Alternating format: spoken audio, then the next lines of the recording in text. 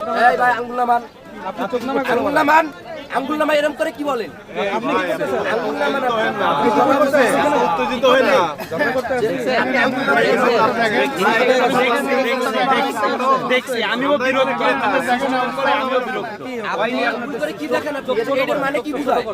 এটার মানে কি বুঝায় আমাকে বুঝাই দিবেন। ভাই শুনেন, আপনার অপরাধগুলো কি আপনি আপনার মুখে মানায় না, আপনার তো ম্যাজিস্ট্রেট ঠিক আছে। এইজন্যই আপনাকে আমি কথা বলছি, আপনি আমার সাথে কথা বলেন, আপনি ভদ্রভাবে বলুন, আমার সাথে ভদ্রভাবে কথা বলছেন, আমার বুঝছেন। আপনি প্রতিটা দোকানে ফলের দোকান চেক করেন যে কারোর কাছে কাগজ পাওয়া যায় না। আপনি আসেন,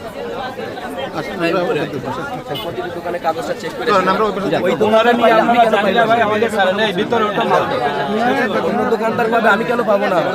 আমি তো একজন কথা বলছি, অবশ্যই মেমো সংগ্রহ করবেন, না হলে পরের বার আমাকে আইনি ব্যবস্থা নিতে হবে। আপনি বুঝতে পেরেছেন, আপনার ভুলটা বুঝতে পেরেছেন। আমার বক্তব্য আমি বুঝতে পারছি, আমাকে তো দেবেন না, মাল দেবেন, আমার বুঝে কোনো কাজ নেই। আমার তো মাল দেবেন, তখন তো আমার না খেয়ে পড়তে হবে।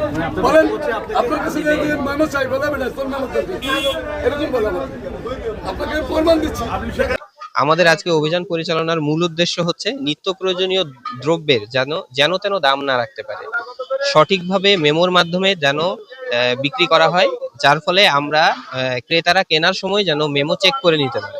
তার সাথে আমরা যে প্রত্যেকটা দোকানে মূল্য তালিকা থাকার কথা, সে মূল্য তালিকা থাকবে এবং সঠিক জায়গায় সেটা প্রদর্শিত থাকবে, জনগণের অধিকার সংরক্ষিত হবে।